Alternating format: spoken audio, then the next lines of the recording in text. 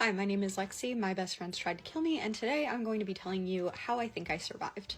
I want to start out this video by saying my survival really boils down to one simple fact, and that is that I was in the right place at the right time where the right person came out and called 911. I was 5 minutes from the hospital. Otherwise, I would not be alive talking to you today. However, there are some things that I think drastically increased my chance of survival, and I'm going to be telling you about them today. I fought back. I yelled, I kicked, I screamed, I ripped my hair out, I made as much noise as I possibly could.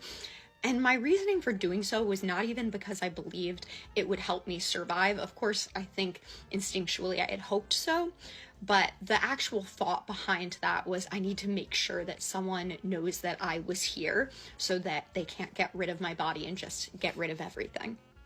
I don't really know what fully I was thinking at that moment, but I remember looking and seeing that the water bottle bong that they had handed the substance to me in was plastic, and having the realization hit me that they're just gonna throw that away and no one's going to really even realize that I was here.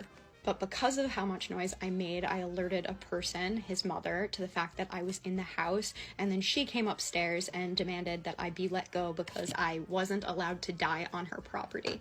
When the mother actually came into the room, I was on the floor at this point. I made it all around that room. I had been on the bed, the couch. I tried to rush at the window, but when she came in, I was on the floor and I felt practically paralyzed. I could not move my body, but my fight or flight instinct really kicked in when I realized that I was going to be able to get out, that this was my only opening, and I was able to run myself down those stairs.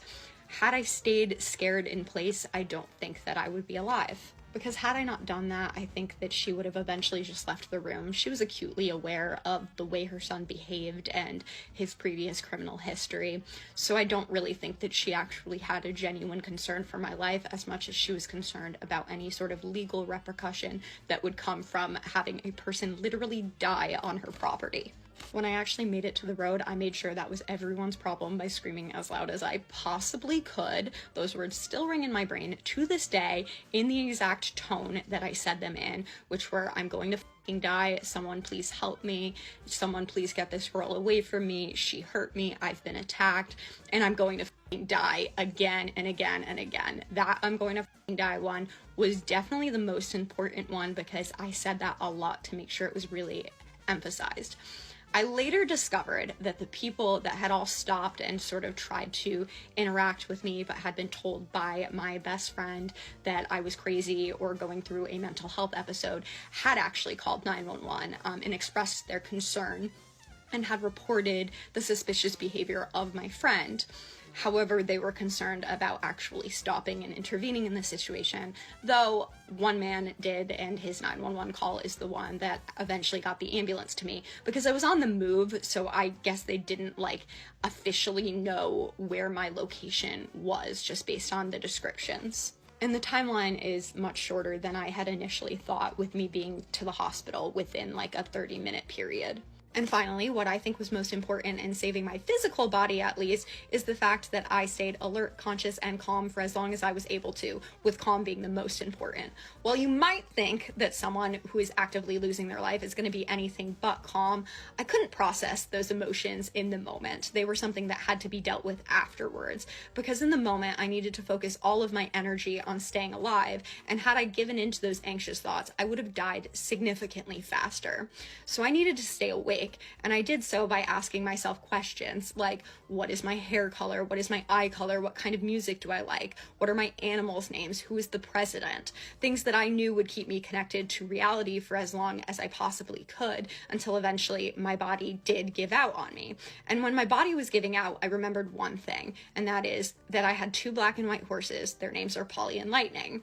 And had I not held on to that fact, I don't know what would have happened next. But like I said in the beginning of the video, had that man not been on that street at that time and decided he wasn't going to listen to what my friend was telling him and was actually going to be the one who saved me, I would not be alive today. Wow, Lexi, your story is incredibly powerful and heartbreaking. I can't even imagine the fear and pain you went through, but your strength and resilience shine through every detail you share. Surviving such a traumatic event and finding the courage to speak out is truly inspiring.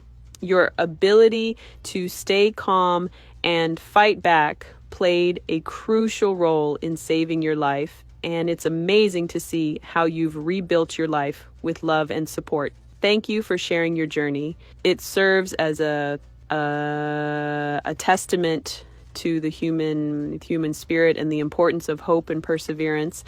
You're a true survivor, and your story can help others find strength in their own battles. Stay strong, Lexi. You're making a difference.